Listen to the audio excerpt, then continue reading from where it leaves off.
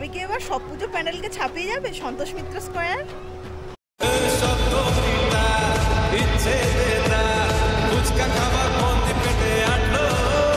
11D প্যান্ডেলের লাইটের কাজ শুরু।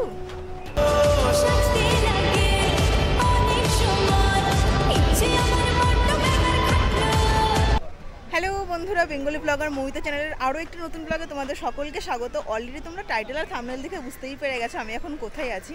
আমি কিন্তু চলে এসেছি সন্তোষ মিত্র স্কয়ারে। এই বছর কিন্তু সন্তোষ মিত্র স্কয়ার প্রত্যেকটা পুজো প্যান্ডেলকে টেক্কা দেওয়ার মতন একটা থিম করেছেন এনারা। আর গত দুদিন আগেই আমি এসেছিলাম, তখন তোমাদের সঙ্গে শেয়ার করেছিলাম অনেকটাই কাজ এনারা এগিয়ে ফেলেছেন, জাস্ট লাইটের কাজটা বাকি ছিল। আর আজকে কিন্তু আমি তোমাদের সঙ্গে শেয়ার করবো লাইটের কাজ, মানে লাইট বসানো অলরেডি শুরু হয়ে গেছে, লাইট টেস্টিংয়ের কাজও শুরু হবে। তো সেটাই আজকে তোমাদের সঙ্গে আমি শেয়ার করবো। আই হোপ কি আজকের ভিডিওটা খুব বেশি ভালো লাগবে। তো চলো সাথে থাকো আর দেখতে থাকো। তো দেখো, তোমাদের তো আমি দেখাবোই কীভাবে কি লাইট লাগাচ্ছে কি না। তার আগে দেখো লাইটের যে মেন দাদা, তাকে কিন্তু আমরা পেয়ে গেছি। তো নমস্কার দাদা। নমস্কার। বলছি যে এই যে লাইটগুলো লাগানো হচ্ছে, কি প্রসেসে লাগানো হচ্ছে যদি একটু বলো। বসানো হচ্ছে ওখানে ক্লাম্প সিস্টেম আছে, প্লাস্টিকের ক্লাম্প আছে, স্ক্রুতে ফিট করে তারপর ওপরে বসানো হচ্ছে। বলছি কত, মানে ওর তার আগে তো একটা পয়েন্ট আউট করে নিতে হয়েছে। ওর একটা পেন্সিল ড্রয়িং করে নিচ্ছে, মাপজোক করে নেওয়া হচ্ছে যে এই পয়েন্টটাকে এইভাবে দিই। এটা ক্যাটালগ, পুরো ক্যাটালগ মাধ্যমে ডিজাইন করা আছে। মানে আগে থেকেই তোমরা এটা মেজারমেন্ট করে নিয়েছো। বলছি কতগুলো লাইট বসছে? লাইট ধরুন 2.5 লাখ থেকে 3 লাখ। 3 লাখ লাইট বসছে, পুরো এই পুরো জিনিসটা কভার হবে।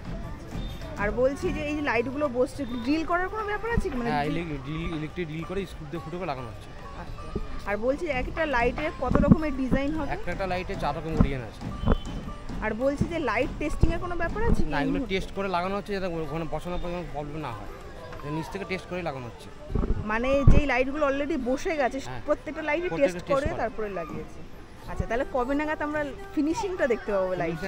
এখন 4 দিন ওয়েট করতে হবে, 4-5 দিন ওয়েট করতে হবে। ঠিক আছে দাদা, অনেক ধন্যবাদ। দাদার মুখ থেকে তো শুনতেই পেলেছো। চলো এবার আস্তে আস্তে সামনের দিকে যাই, সামনের দিকে গিয়ে তোমাদেরকে দেখাবো যে লাইটগুলো কিভাবে বসছে।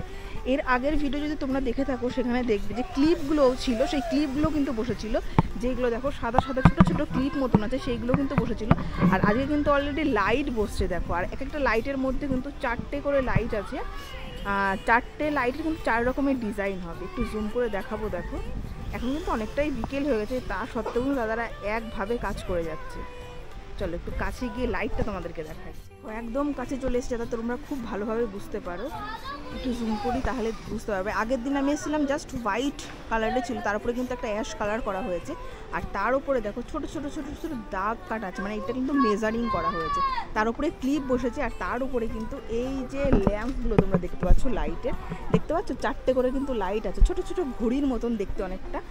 একটা চেনে তো প্রচুর লাইট আছে, তোমরা তো শুনতেই পেলে 2.5 লাখের ওপরে কিন্তু এরকম লাইট থাকবে। দেখো অনেকটাই, মানে অনেকটা বলবো না, মানে বেশ কিছুটা কিন্তু লাইটের কাজ এনারা এগিয়ে ফেলেছেন। ওই দিক দিয়ে চলছে কিন্তু মেজারিংয়ের ব্যাপারগুলো। ওপরে কিন্তু দাদাটা মেজারমেন্ট ঠিকঠাক করছে, যেই দাগগুলো তোমাদের আমি দেখালাম সেইগুলো করছে। এই পাশে কিন্তু লাইট বসছে, কারণ এই দিক দিয়ে মেজারমেন্ট টোটালি কমপ্লিট। এখানে কিন্তু দাদা বসে আছে যে হচ্ছে সিস্টেমগুলো ঠিকঠাক চলছে কিনা সেইগুলো দেখছে।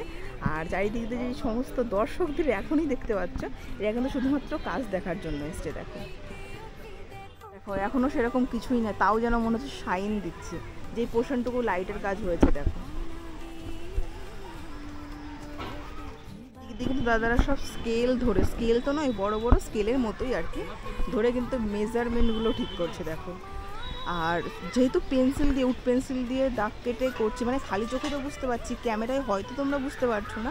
তার উপরে আবার সন্ধেও হয়ে গেছে, তার উপরে হচ্ছে অ্যাশ কালার, তার উপরে হচ্ছে যদি পেন্সিলের যেই রঙটা বসে, মানে পেন্সিলের দাগ পড়লে সেটা তো আশা করি তোমরা বুঝতে পারছো না। কিন্তু এই মেজারমেন্টটা করা হচ্ছে শুধুমাত্র কিন্তু লাইট বসানোর জন্য।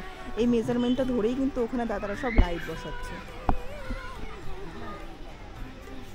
বাইরের পোর্শনটা তোমাদেরকে দেখালাম, এইবার কিন্তু চলে এসেছি আমি এই পাশটাতে, যাতে ভেতরে ঢুকে দেখি ভেতরটা কিছু চেঞ্জ হয়েছে কি না।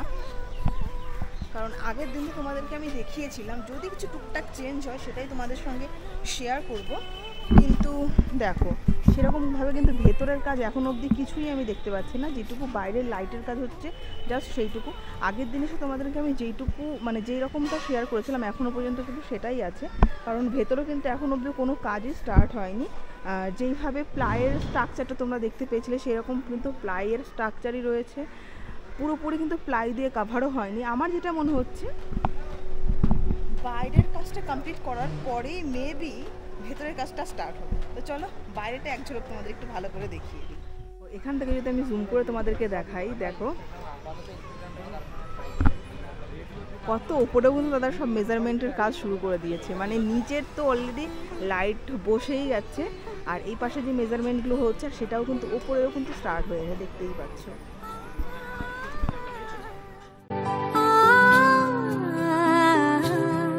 দেখো এই ছিল আমার ছোট্ট ভিডিও। মেনলি কিন্তু আজকে ভিডিও করা আমার একটাই কারণ, আমি শুনতে পেয়েছিলাম যে লাইট বসে গেছে, কারণ এতদিন শুধু ক্লিপগুলো বসছিল, আজকে লাইট বসছে, সেটাই কিন্তু তোমাদের সঙ্গে শেয়ার করতে এসেছিলাম। তো আজকে আমার এই ছোট্ট ভিডিওটা তোমাদের কেমন লাগলো অবশ্যই কিন্তু তোমরা কমেন্ট লিখে জানিও। যদি ভালো লাগে তো অবশ্যই একটা লাইক করো, চ্যানেলে নতুন হয়ে থাকলে চ্যানেলটাকে সাবস্ক্রাইব করে এরকম নতুন নতুন আরও অনেক ভিডিও পেতে। তো চলো আজকের মতো তোমরা সেইটুকুই, সবাই ভালো থেকো, সুস্থ থেকো, খুব তাড়াতাড়ি দেখা হচ্ছে, টাটা।